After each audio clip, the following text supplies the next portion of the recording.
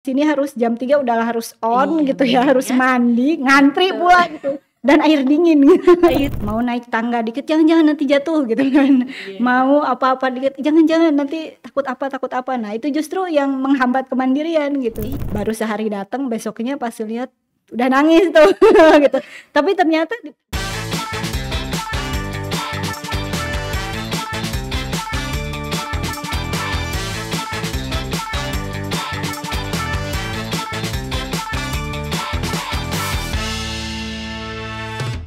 Assalamualaikum warahmatullahi wabarakatuh. Ayah bunda, ketemu lagi di KDDA. Ini Kenal Dekat Dunia ABG bersama saya Ajeng Ningtyas. Dan spesial kita ada kedatangan pemateri atau narasumber. Pada episode kali ini ada Bunda Hasanah sudah ada di depan saya. Assalamualaikum Bunda. Waalaikumsalam warahmatullahi wabarakatuh. Bunda Hasanah SPDGR, beliau ini adalah berprofesi sebagai guru BK di Ashifa Boarding School, tepatnya di SMPIT Jalan Cagak 2, Putri, ya, kepala pembinaan. Ini di kampus yang baru ya. Betul. Ada Ashifa Jalan Cagak 2 Betul. gitu ya. Itu gimana Bun di kampus yang baru suasananya? Lingkungannya sangat sejuk ya, karena di atas awan. Betul, di atas awan ya. Di atas awan. Berasa kita negeri kayangan. Masya Allah. Memang kalau bidadari begitu ya. Iya emang begitu. Nah sekarang lagi turun dari kayangan dulu. Masya Allah. Sibuk apa Bu nih di sana sekarang? Ya alhamdulillah sibuk mendampingi anak-anak ya, terus betul. khususnya gitu, dan ya membersamai teman-teman di sana. Ya apalagi kan anak-anaknya memang masih angkatan pertama ya. Betul. SMP Putri ya, tahun 2024 ini gitu Betul, ya. betul. Ini mendampingi anak-anak yang masih imut-imut Unyu-unyu. dari kelas dari SD ya. Iya. Sekarang udah di SMP, gimana Iya. Bu? Udah mulai masih homesick kah, atau bahkan mereka udah mulai mandiri? Oh ya, kalau homesick pasti ada ya. Jangankan anak-anak, kayaknya guru-guru baru juga kadang ada. Apalagi ini anak SD gitu ya, Iya, yang betul. biasa deket dengan orang tua, terus sehari-hari terfasilitasi, kemudian tiba-tiba harus semuanya serba sendiri gitu. Ya pasti ada adaptasi lah gitu. Jadi pasti ada aja kalau misalnya homesick gitu ya. Masya Ya Allah. begitulah. Ya cuma itu tantangannya kita, gimana supaya yang tadinya misalnya ada berapa banyak yang homesick tiba-tiba berkurang dan sampai akhirnya betah sampai lulus. Amin ya. Nah itu Bun, itu kayaknya Gitu. perlu dibagi deh Bun. Tipsnya gimana mendampingi mereka supaya mandiri gitu ya. Gimana membentuk mereka kemandirian awal gitu ya di usia remaja. Ini yang masih beranjak, masih usia berapa ya berarti ya kalau SMP kelas 1? Usia 12 ya, 12 13 ya. Waduh, gimana betul. Bun melatih kemandirian mereka di usia 12 tahun? Dengan pembiasaan ya, karena alhamdulillah di asrama itu kan ada daily activity-nya gitu. Jadi sebenarnya mereka sudah terprogram gitu, tinggal melaksanakan. Cuma kan ada anak-anak yang cepet gitu kan, ada yang memang butuh dengan ekstra kesabaran. Gitu. Yang mungkin biasanya kalau di rumah bangun pagi, kadang ditanya, nah bangun pagi kalau di rumah jam berapa gitu. Jam 5 gitu baru bangun, karena sini harus jam 3 udahlah harus on gitu ya, harus mandi, ngantri pula gitu. Dan air dingin gitu. Air dingin. Air dingin. Ya, tantangannya. Udah gitu. Masya Allah. Betul, nyiapin peralatan sekolah sendiri Ya, ya. betul. Waduh, ini gitu. bagi yang mereka yang memang belum, kan tadi ada yang cepat, ada juga yang memang dia memang harus dibentuk gitu ya. Betul. Nah untuk membentuk kemandirian mereka khususnya supaya sama gitu ya, itu pengalaman Bunda kayak gimana tuh? Didampingi gitu. Jadi ya kalau misalnya di asrama kan ada ini juga ya, ada musyrifahnya. Jadi ibaratnya orang tua yang ada di asrama lah yang mendampingi gitu. Dan kita juga ada program-program juga gitu kan, yang yang membantu mereka lah gitu. Kalau misalnya yang udah bisa bangun sendiri gitu, alhamdulillah. Kalau misalnya belum ya kita harus terus mengingatkan, harus terus membiasakan ya, membiasakan, dibangunkan gitu ya. Dan mungkin dengan cara-cara yang ya walaupun tidak sama dengan kadang mereka membandingkan, ibu saya emang nggak kayak gini kalau membangunkan gitu ya. Ya gimana, tiap orang beda-beda ya. Tapi kita dengan cara terbaik kita lah gitu ya. Nah gitu. itu berarti itu kan mungkin peran Bunda yang mendampingi anak-anak di asrama gitu ya. Kalau peran orang tua, karena kan kita bicaranya mungkin itu gambaran di sini ya, di Ashifa. Menurut Bunda tuh bagaimana peran si orang tua gitu ya bagi mereka yang mendampingi anaknya tidak di boarding, itu supaya mereka tuh lebih mandiri gitu. Khususnya peran orang tua tuh ya mungkin tadi ibu gitu ya, yang full time mungkin mendampingi anak-anak ataupun mungkin kedua belah pihak baik ibu ataupun ayah. Gimana tuh, Bu? Memberikan kepercayaan sih sebenarnya ke anaknya gitu, karena kan proses kemandirian itu sudah mulai ada dari usia dini ya. Dari usia sekitar 18 bulan sampai 3 tahun itu udah terlihat gitu kan, buktinya anak-anak balita gitu ya udah dibiasakan toilet training gitu kan, kayak gitu.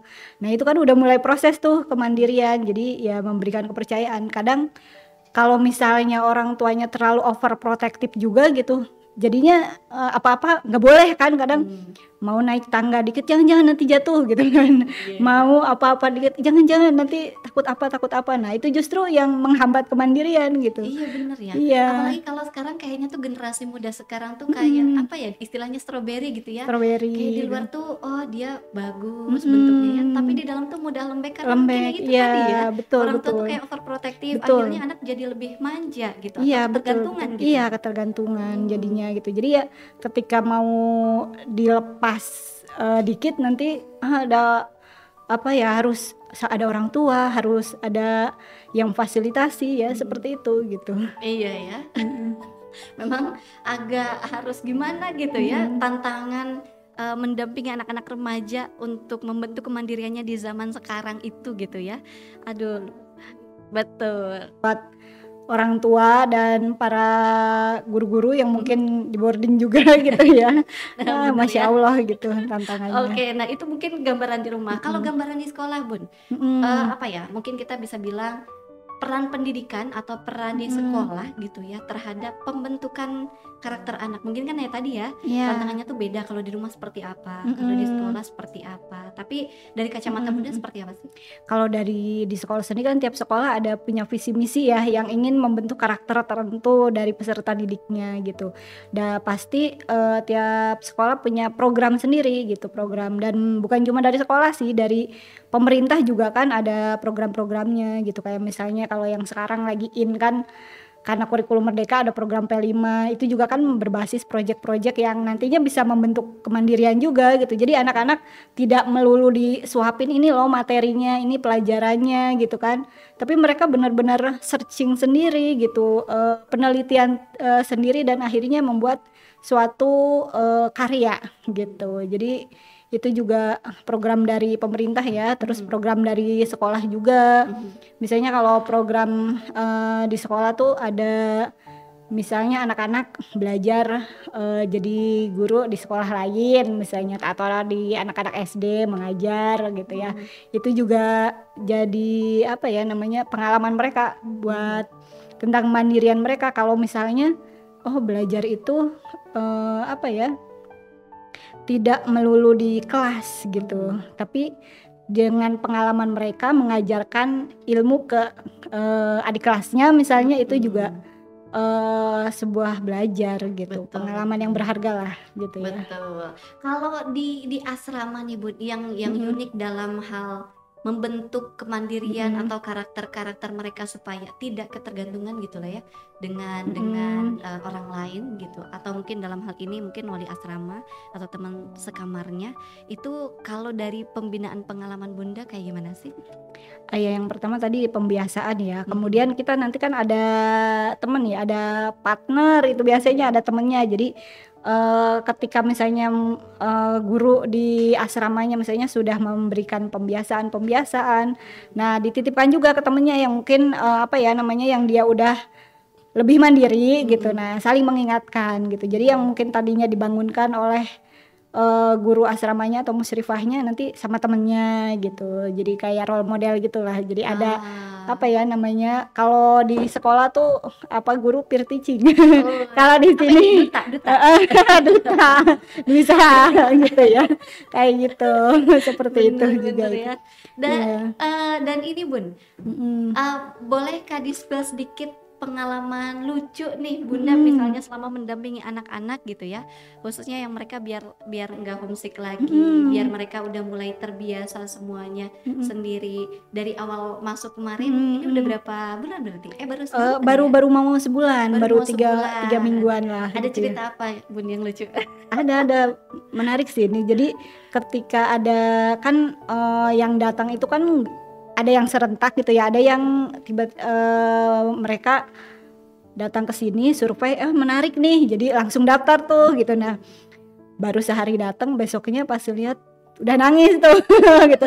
Tapi ternyata sedang ditenangkan oleh temennya gitu. Jadi lagi dipeluk, si yang anak baru ini lagi nangis sama temennya dipeluk.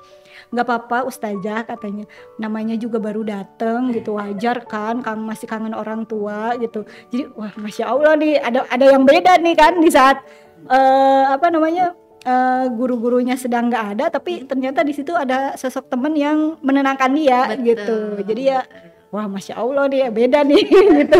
Makanya tadi kayaknya ada role model nih gitu untuk yang Iya ya, meskipun mereka masih usia belasan gitu ya, remaja yang beranjak bahkan anak-anak yang baru mau masuk remaja mungkin gitu ya, mereka udah punya apa ya, bisa menenangkan diri mereka sendiri dan juga teman-teman lainnya gitu ya. Jadi lebih jadi contoh buat teman-teman lainnya juga gitu. Ya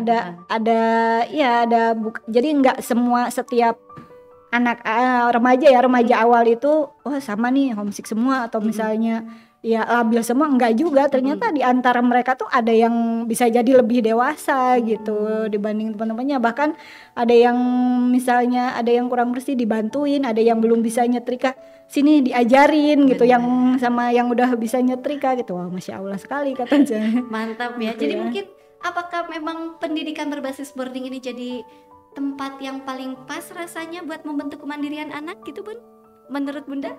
Kalau menurut saya, karena saya berada di boarding, tentu saja gitu ya. Karena di situ kan mereka benar-benar belajar nyuci sendiri, manual loh ya, nggak pakai mesin cuci atau tinggal pencet terus jadi gitu ya. Cuci manual gitu, nyetrika sendiri gitu, makan harus ngantri, mandi harus ngantri. Betul. Terus bangunnya juga harus sendiri, kapan mereka belajar, kapan mereka mau olahraga. Jadi dari situ aja sudah mulai terbentuk gitu ya. Ya setidaknya dari manage waktunya dulu lah gitu ya, mereka udah mulai bisa tuh mandiri gitu. Betul. Jadi stepnya kemandirian tuh paling kecilnya adalah bisa mengatur segala sesuatunya ya. Salah satunya daily activity, dia mau ngapain, dia mau mengerjakan apa, dia udah punya prioritas betul, iya. Seperti keren itu. Sekali. Dan mungkin Ashifa juga jadi salah satunya nih pilihan. Betul. Oke, Bunda, nanti kita ketemu lagi di bincang-bincang berikutnya ya dengan tema yang lebih menarik lagi tentunya. Jadi Ayah dan Bunda, nanti sampai jumpa lagi di episode berikutnya di KDDA Kenal Dekat Dunia ABG. Assalamualaikum.